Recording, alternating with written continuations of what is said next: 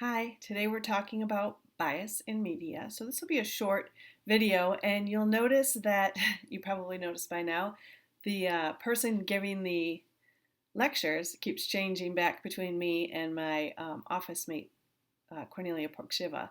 So we shot all these videos together and kind of built up who was going to show which. So this video is showing in Ms. Pokshiva's, Professor Pokshiva's class, as well as in mine, and then you'll see a couple that are made by her. So it's the same information, we just can't stand looking at ourselves. So anyway, regarding bias in media, today we have an assignment that is, I think it's 8 questions long, and it's really about avoiding bias in your writing, and that's really, really important in business writing.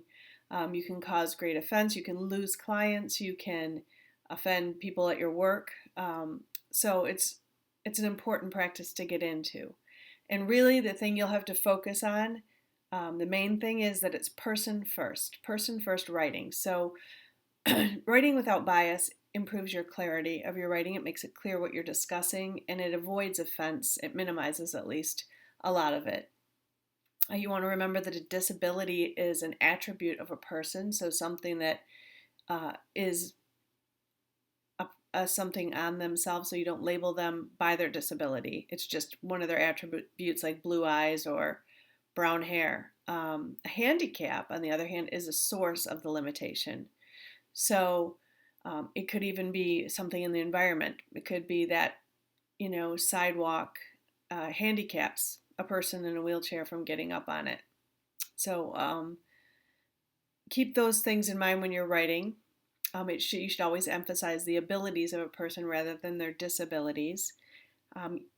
You can get into the practice of avoiding gendered pronouns. So I talked to you a little bit about the APA, in which you want to not use first names when you're talking about the authors in your reference page, and in your abstract. Yours is completely gendered, non-gendered, your information.